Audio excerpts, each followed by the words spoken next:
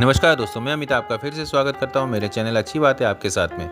आज हम जानेंगे श्रीमद् भगवद गीता के चौथे अध्याय के 29 और 30वें श्लोक के बारे में। इन श्लोकों में भगवान श्री कृष्ण कह रहे हैं, दूसरे कितने ही प्राणायाम के परायण हुए योगी लोग अपान में प्राण का पूरक करके प्राण और अपान की गति रोक कर कुंभक करके फिर प्राण में अपान का हवन रेचक करते हैं तथा अन्य कितने ही नियमित आहार करने वाले प्राणों का प्राणों में हवन किया करते हैं। यह सभी साधक यज्ञों द्वारा पापों का नाश करने वाले और यज्ञों को जानने वाले हैं।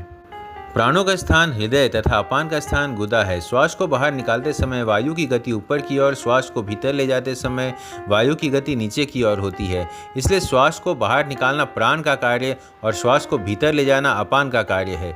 योगी लोग पहले बाहर की वायु को बाई नसिका चंद्र नाड़ी के द्वारा भीतर ले जाते हैं। वह वायु हृदय में स्थित प्राण वायु को साथ लेकर नाभि से होती हुई स्वाभाविक ही अपान में लीन हो जाती है। इसको पूरक कहते हैं। फिर वे प्राण वायु और अपान वायु दोनों की गति रोक देते हैं। ना तो श्वास बाहर जाता है न श्वास भीतर ही आता है। इसको कुंभक कहते हैं। इसके बाद भीतर की वायु को दाई नासिका सूर्य नाड़ी के द्वारा बाहर निकालते हैं। वह वायु स्वाभाविक ही प्राण वायु को तथा उसके पीछे पीछे अपान वायु को साथ लेकर बाहर निकलती है। यही प्राण वायु में अपान वायु का हवन करना है। इसको रेचक कहते हैं।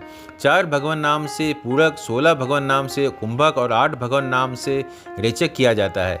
इस प्रकार योगी लोग पहले चंद्र नाड़ी से पूरक, फिर कुंभक और फिर सूर्य नाड़ी से रेचक करते हैं। इसके बाद सूर्य नाड़ी से पूरक, फिर कुंभक और फिर चंद्र नाड़ी से रेचक करते हैं। इस तरह बार बार पूरक कुंभक रेचक करना प्राणायाम रूप यज्ञ है। परमात्मा प्राप्ति के उद्देश्य से निष्काम भावपूर्वक प्राणायाम परायण होने से सभी पाप नष्ट हो जाते हैं।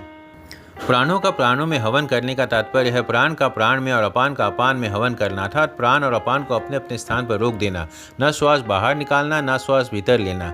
इसे स्तंभ वृत्ति प्राणायाम भी कहते हैं। इस प्राणायाम से स्वाभाविक ही वृत्तियां शांत होती है, पापों का नाश हो जाता है।